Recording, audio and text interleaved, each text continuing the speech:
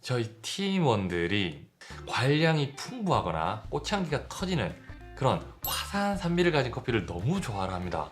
저도 그런 커피를 생각하면 침이 고입니다. 아주 좋아를 합니다. 하지만 우리가 맨날 밥만 먹고 사는 건 아니잖아요. 파스타도 먹어주고 짜장면도 먹어주고 그 스시도 먹어줘야지 이 맨날 밥만 먹으면 이게 질립니다. 그리고 사실 화사한 산미를 가진 커피들을 밥에 비유하는 것도 적절치는 않은 것 같습니다. 우리 이런 커피 매니아들 사이에서나 산미 있는 커피가 밥이지, 그러니까 메인이지, 대부분의 사람들은 고소한 커피가 메인인 사람들이 훨씬 많습니다. 어떤 카페든 아무리 많은 종류의 커피를 가져다 놓더라도 손님들이 가장 많이 찾는 커피는 그냥 고소한 커피입니다. 일단 제가 15년 동안 본 바로는 그래요.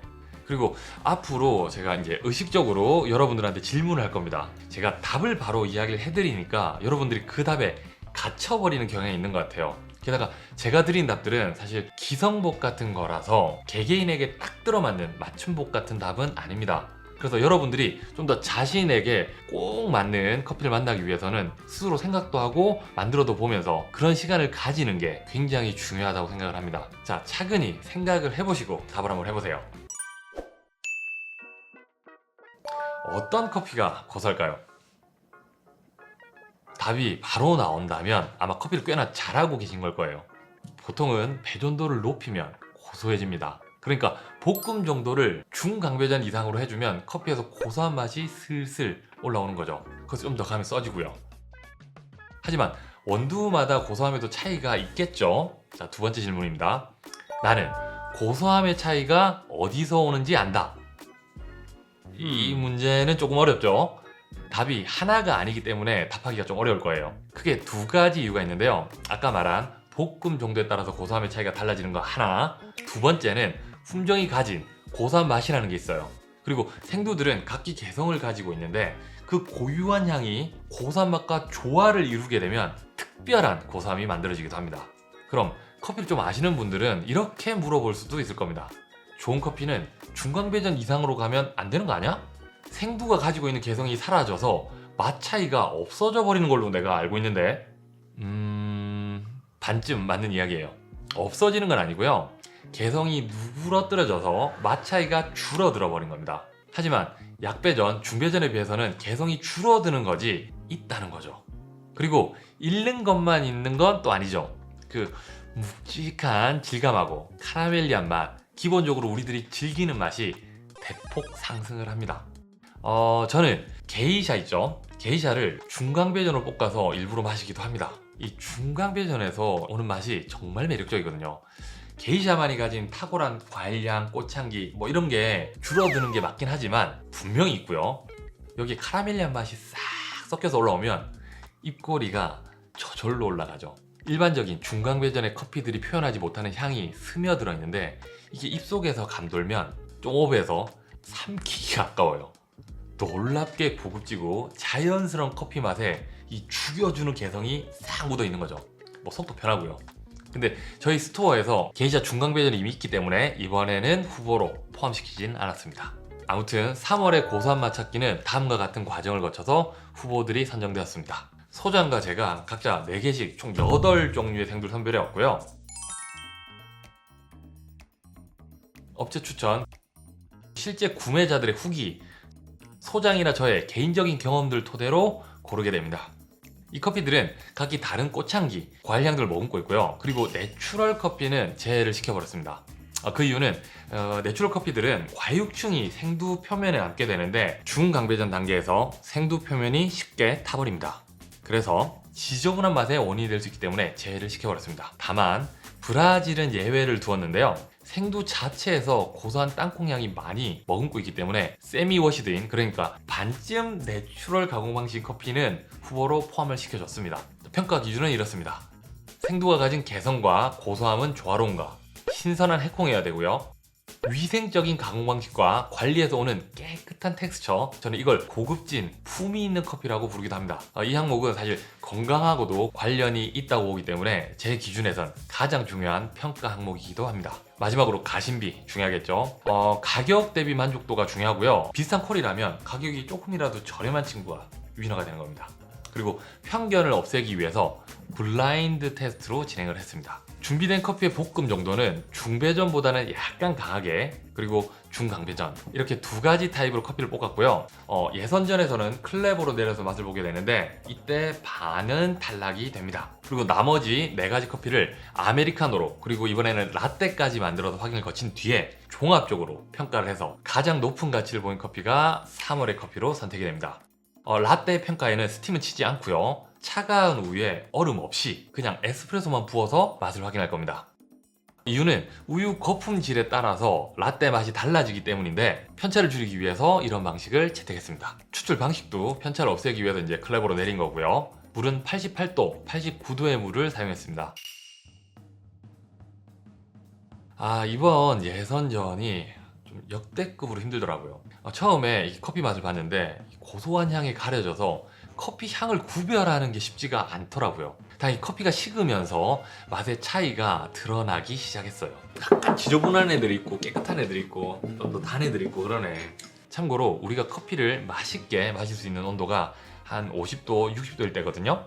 실은 그 온도가 맛있는 게 아니고요. 우리의 혀가 그 온도일 때 다양한 맛들을 온전히 느낄 수 있기 때문에 그때 맛있는 거예요. 그래서 커피뿐만 아니라 모든 음식이 이 온도일 때 맛있습니다. 그래서 찌개나 탕들이 펄펄 끓거나 요리가 갓 끝난 음식들은 엄청 짜더라도 덜 짜게 느껴지고요. 식으면 이거 짠데 이렇게 하게 되는 거죠. 그래서 커피 역시 80도나 90도일 때, 뜨거울 때는 맛을 제대로 느끼기가 힘듭니다. 실제로 커피를 평가하는 일을 하는 프로 커퍼들을 보면요, 온도가 조금 식을 때까지 기다렸다가 커피 맛보는 게 일반적인 방법입니다. 이렇게 손목을 대도 버틸 수 있을 정도의 온도가 될 때까지 있다가 커피를 테스트하죠. 다음으로 힘들었던 점은 선택하는 게 힘든 게 아니라 이 탈락시키기가 너무 힘들더라고요. 사람에 따라서 뭔가 취향 차이로 선택이 갈릴 것 같은 맛들이 많았기 때문인데요. 1번이 약간 체리하고 포도하고 카라멜 같은 느낌이 좀 더 났던 것 같고, 스파이시한 거친 견과류 같았고요.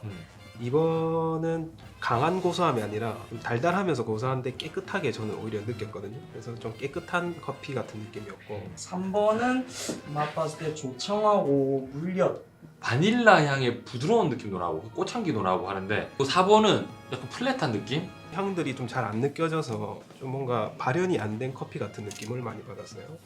5번도 좀 플랫한 느낌이 들었던 것 같아요. 좀 너티함이 좀 지배적이었던 것 같아요. 그 좀 쓴데 달달한? 6번은 좀 떫은, 그리고 좀 톡 쏘는 그런 향이 났고, 7번은 달고나랑 다크 초콜릿이랑 초코우유. 바디감도 좀 부들부들하면서 묵직한 느낌도 동시에 들고, 8번은 주시하면서 볶은 아몬드, 제일 신맛이 적고 단맛이 많이 난다고 느껴졌거든요. 강렬한 고소함, 부드러운 고소함, 그 중간쯤의 고소함, 또는 산미나 개성이 잘 묻어있는 고소한 향 등, 그럼에도 불구하고 참가자들의 스포트라이트를 독점하는 한 녀석이 있었는데요. 7번이었어요. 7번이 제일 좋았어요. 7번이요. 7번이 저도 제일 좋았고, 나도 7번인데 7번 커피, 솔직히 저도 쭉 맛을 보니까 더 할 필요가 있나 싶을 정도로 맛있었어요. 다른 걸 떠나서 이 고소한 단맛이 너무 좋더라고요. 아무튼 이제 테스트 과정에서 조금 쓰거나 그 커피가 가진 개성이 고소한 맛하고 조화를 이루지 못하는 애들은 걸러졌고요. 그렇게 본선으로 넘어갔습니다. 2번, 3번, 7번, 8번. 다음은 아메리카노였는데요. 드립을 하면서 혀가 훈련이 되었기 때문일까요? 아메리카노로 넘어오면서 맛의 차이가 더 확연하게 드러나기 시작하더라고요. 맛 차이가 좀 난다. 근데 압도적일 것 같았던 7번 커피를 위협하는 맛이 출현을 했습니다. 조금 밋밋한 거 아닌가 해서 예선에서는 사실 탈락할 뻔했던 커피였거든요. 밍밍한 느낌이 나는데 아몬드 브리즈인가라는. 그게 2번 커피인데, 아메리카노에서는 밀크 초콜릿하고 약간 밀크 카라멜. 밀크 초콜릿 같은 고소함이 올라오더라고요. 아마 제 영상을 많이 보신 분들은 아시겠지만 전 좀 맛이 센 거보다는 은은하면서 첫맛부터 여운까지 이게 부드럽게 이어지는 커피를 굉장히 좋아하거든요. 젊은 애들 같은 경우는 좀 더 선명한 향을 가진 커피를 좀 더 선호하는 것 같고요. 이 4개 중에서 제일 진하게 느껴졌고, 고소하고 끈적한 류의 달콤함, 화사, 깔끔. 근데 2번보다 그냥 조금 더 고소한 맛이 더 세고 맛 자체가 조금 더 강한 느낌이 들었고요. 저는 2번. 나도 2번. 3번.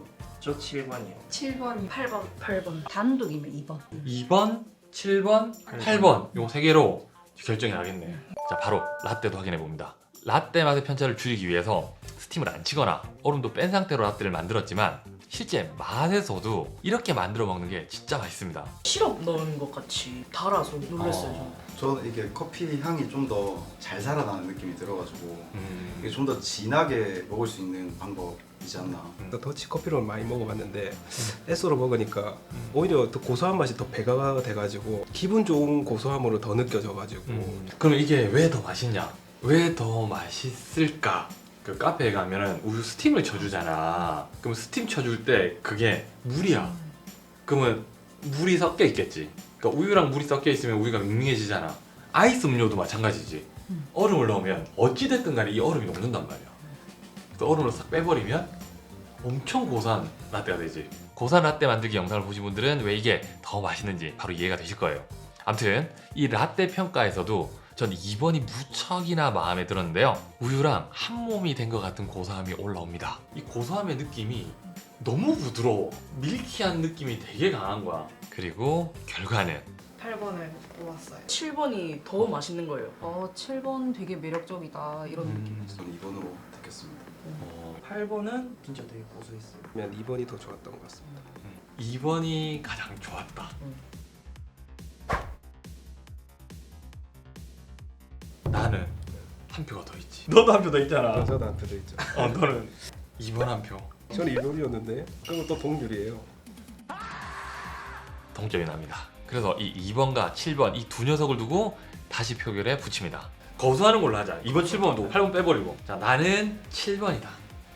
나는 2번이다. 이번 3월의 커피는 드립, 아메리카노, 라떼, 거기에 베리에이션까지 전천으로 활용이 가능한 7번 커피가 선정이 되었습니다. 제가 골랐습니다. 이번은 제가 나중에 스토어에 꼭 입고 시킬 거예요. 자, 중요한 이야기가 하나 더 남았는데요. 이번 3월의 원두의 주제를 고소한 맛으로 제가 고집했던 이유가 하나가 더 있습니다. 제가 예전에 커뮤니티에 앞으로 다뤘으면 하는 원두 실험은 이란 설문을 한 적이 있었는데요. 그때 무려 76%의 비율로 선택한 답이 매일 마시기 좋은 원두였습니다. 저는 오늘 뽑힌 이 커피가 매일 마시기 좋은 원두로 추천하기에 부족함이 없는 커피라고 생각을 합니다. 이 커피는 추출 실력이 좀 모자라도 추출 도구가 최상급이 아니더라도 드립이든 아메리카노든 또는 라떼로 만들어 먹든 수준 높은 맛을 좀 쉽게 뽑아냅니다. 밀크 초콜릿 같은 고소함도 있고요. 거기에 꽃향기를 발견하실 수도 있을 겁니다. 커피 입문자들이 좋아할 만한 특징이죠. 물을 많이 타서 연하게 마시기에도 좋고요. 그리고 진하게 내려보시면 그 단맛에 포함된 이 쌉쌀함이 있는데요. 이게 달고나에서 발견되는 향이에요. 굉장히 기분 좋은 맛이에요. 그리고 이런 특징은 빵이 곁들여졌을 때 더 큰 힘을 발휘합니다. 약배전은 빵이랑은 안 맞거든요. 그리고 중배전도 준비를 했는데요. 요 커피 같은 경우는 산미랑 꽃향기가 좀 더 분명해지거든요. 그래서 산미파들은 중배전을 선택하는 게 좀 더 좋은 선택이 될 수도 있을 겁니다. 하지만 저는 이 커피를 이렇게 활용해 보시는 걸 추천드려요. 본인의 취향에 맞게끔 블렌딩하는 용도로 쓰시는 게 만족도가 더 높을 것 같습니다. 이 두 배전도가 내는 맛에 중간 맛이 나는 좋다. 그러면 중간배전, 중배전 이렇게 반반 섞어주면 됩니다. 쉽죠? 블렌딩이 궁금하신 분들은 저기 블렌딩의 시대라는 영상을 참고해 주시면 됩니다.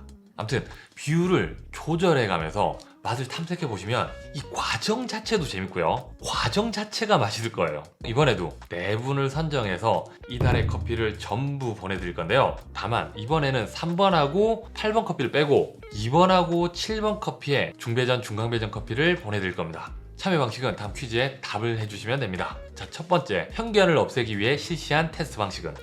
두 번째, 내추럴 커피를 후보에서 뺀 이유는? 세 번째, 리뷰에서 찬 우유로 라떼를 만들어 먹은 이유는? 댓글 달아주시고요. 이상 제이비였습니다. 안녕.